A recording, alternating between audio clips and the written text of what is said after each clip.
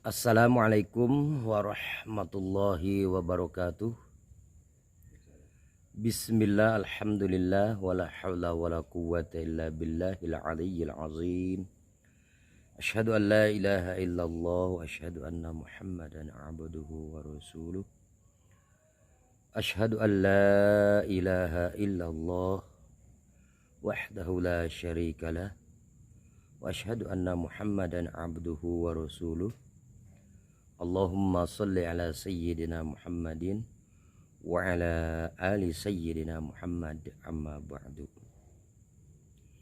Alhamdulillah wa syukurillah, pada kesempatan kali ini saya bertemu kembali dengan sahabat-sahabat baikku.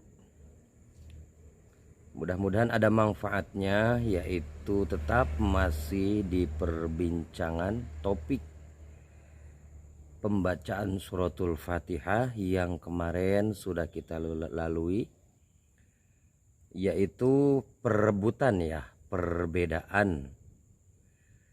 Ini ada perbedaan, tetapi yang beda ini kita menjadikan hikmah daripada pembacaan suratul Fatihah untuk kita semua. Mudah-mudahan ada manfaat untuk kita semua, menjadikan channel ini membuat pelajaran atau mengingatkan kepada kita semua mengenai suratul Fatihah.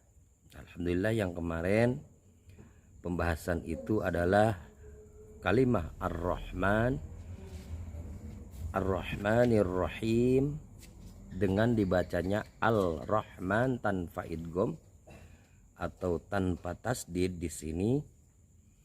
Al-Rahim juga tanpa tasdid. Maka seandainya seseorang yang mampu membaca dengan fasih atau lemah, meringankan bacaannya, artinya Ar-Rahman bukan Ar-Rahman, artinya Al-Rahman itu termasuk meringankan bacaannya ketika seseorang itu mampu ataupun lemah. Bukan tidak bisa ya teman, ini bukan tidak bisa sahabatku, ini orang yang bisa tapi disengaja dan sadar bahkan bacaannya itu tidak benar atau diringankan tasdidna, maka itu dihukumkan oleh para alimul ulama, sholatnya itu batal. Kemungkinan ini ada unsur kesengajaan ya. Kalau unsur sengaja itu tidak ada toleransi. Akan tetapi kalau dia tidak disengaja, itu berarti jatuhnya kepada orang yang belum mampu. Nah, belum mampu. Apakah itu batal ataupun tidak? Maka di sini kalau misalkan orang yang tidak bisa lagi dalam keadaan belajar, maka itu ada pengampunan dari Allah Subhanahu wa taala. Dia dengan membacanya itu berarti memang tidak mampu ya, mudah-mudahan. Tapi kalau kita sebagai Islam, masa iya pembacaan itu tidak mampu? Mudah-mudahan tidak seperti itu. Seperti biasanya, sebelum kita lanjutkan ke topik yang selanjutnya, mari kita bertadarus membaca suratul Fatihah agar senantiasa bacaan itu menjadikan nafas buat kita semua di dalam pembacaan suratul Fatihah, baik di luar sholat maupun di dalam sholat. Mari kita sama-sama bertadarus. A'udzu billahi minasy syaithanir rajim. Bismillahirrahmanirrahim. Alhamdulillahi rabbil alamin. Ar-Rahmanir Rahim. Maliki yaumiddin. Iyyaka na'budu wa iyyaka nasta'in. Ihdinas siratal mustaqim. Siratal ladzina an'amta 'alaihim ghairil maghdubi 'alaihim waladdallin.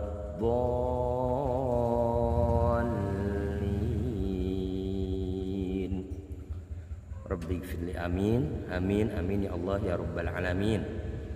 Dan juga teman-teman, ini ada satu pengalaman, itu memang pengalaman kita semua. Kalaulah kita memang mentadaruskan, dibarengkan bersama-sama membaca Fatihah ini terus berlanjut seperti itu lambatnya, maka mudah-mudahan itu tidak akan ada salah, bahkan ke depan kita akan menjadi baik. Tetapi waktu kita sholat sendiri atau sholatnya di waktu sir seperti sholat zuhur, asar, nah itu akan berbeda teman, akan berbeda. Tapi perbedaan itu kita coba jangan membacanya terlalu cepat, karena dia kan tidak bersuara.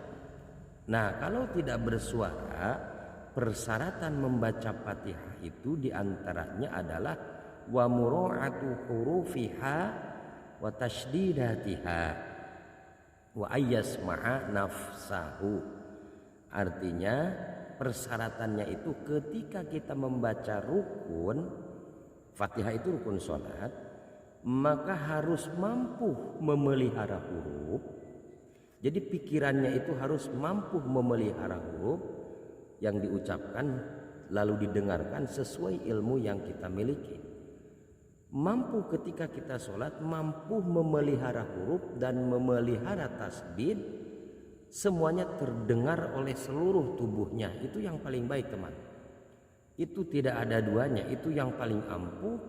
Ketika kita melaksanakan sholat yang namanya rukun qauli, ya, diantaranya adalah baca Fatihah, itu yang paling ampuh adalah mampu memelihara ucapannya itu terdengar oleh telinga kita sendiri, diakurasikan di dalam ilmu yang ada di dalam hati kita. Nah, itu yang paling top itu.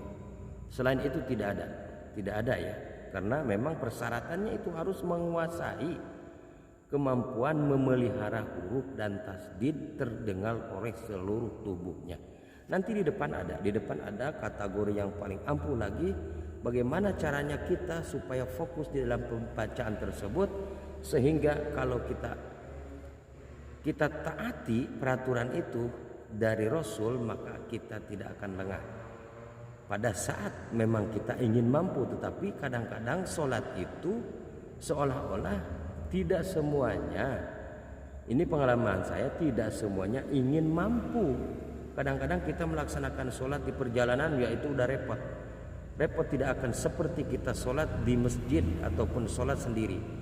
Apalagi kalau sholatnya sudah keburu waktu akhir teman-teman, nah itu udah tidak mampu. Tapi dengan adanya sistem ini, kita memelihara huruf dan tasdid supaya terdengar oleh dirinya. Kalau sudah terdengar baru ketahuan salah dan tidaknya. Kalau tidak kedengaran oleh dirinya, bukan harus berbicara atau mengucapkan suara itu keras, bukan. Itu harus terdengar oleh dirinya, ya, terdengar oleh dirinya. Mudah-mudahan itu tidak akan berlanjut. Teman-teman, mari kita lanjutkan. Bismillahirrahmanirrahim. Pembahasan yang selanjutnya adalah walau khaffafa iyyaka amidan aliman ma'nahu kufrun li'annahu daw'us syamsi wa illa sajada lisyahwi walau syaddada mukhaffafan soha wa yahrumu ta'ammaduhu kawaqfatin latifatin bainas sini watta'i min nasta'inu. Kita baca semuanya lalu kita artikan. Waw ini adalah waw atap, kita atapkan kepada walau khaffafa qadirun au azizun, ya, qadirun au azizun. Walau khaffafa iyyaka amidan aliman ma'nahu kufrun li'annahu da'us samsi.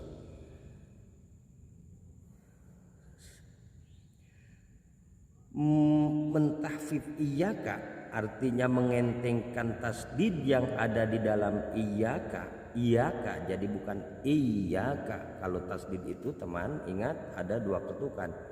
Iyaka jadi iyaka baru kita lari pindah. Kalau baru satu itu berarti satu huruf.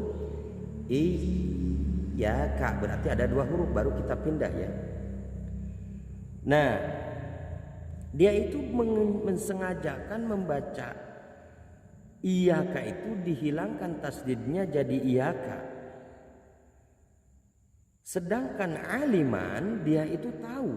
Nah, ini disengaja nih ya. Ini ceritanya dia membaca iyyaka na'budu wa iyyaka nasta'in disengaja. Dan tahu dia itu makna daripada iyaka tanpa tasdid itu adalah kufur. Li'annahu daw'us syamsi karena arti daripada iyaka bukan tasdid itu adalah sinar matahari. Kalau ditambahkan kalimat tersebut iyyaka na'budu berarti aku menyembah kepada matahari. Wa iyyaka nasta'in dan aku memohon pertolongan kepada sinar matahari. Nah, maka itu artinya kufur karena ada kesalahan dari kalimah ya-nya tidak memakai tasdid. Tapi kalau dia memakai tasdid iyyaka itu tidaklah berarti kufur. Dia tahu iyyaka itu artinya menyembah kepada Allah, hanya kepada Allah lah aku menyembah. Tetapi iyyaka dia tahu ya tidak ada tasdidnya artinya itu dia artinya itu adalah menyembah kepada matahari, tapi dia disengaja pembacaan tersebut maka sholatnya batal. Udah kufur batal. Ya. Lalu bagaimana kalau dia bacanya itu tidak disengaja? Sudah mampu, sudah tidak lemah, sudah fasihah, tetapi bacanya dia itu tidak disengaja terbaca. Iyyaka itu adalah tidak pakai tasdid. Kita contohkan ya. Iyyaka na'budu wa iyyaka nasta'in. Dia tidak disengaja karena tadi dia tidak disengaja itu tidak ada kemampuan pemikirannya dia tidak ada mampu memelihara huruf dan tasdid ketika dibaca. Maka itu akan selalu terjadi teman. Tapi kalau fokus antara pembacaan dan pendengaran insya Allah itu tidak akan ya. Maka kalau disengaja sajadah lisahwi maka sujudlah dia sujud sahwi kalau disengaja. Kalau tidak disengaja, kalau disengaja yang pertama batal sholatnya, yang kedua kalau dia tidak disengaja itu harus melaksanakan sujud sahwi. Walau syaddada mukhaffafan soha, walaupun tasdidnya itu dientengkan soha, solatnya itu sah walau sadada mukhaffafan. Jadi ketika dia tidak disengaja membaca iyyaka sedangkan dia tahu itu adalah mempunyai makna tetapi ketidaksengajaan dia membacanya, solatnya sah. Wa yahrumu ta'ammaduhu dan haram dengan disengajanya. Oh, tidak sampai situ. Jadi kalau dia disengaja hukumnya kufur dan sholatnya batal.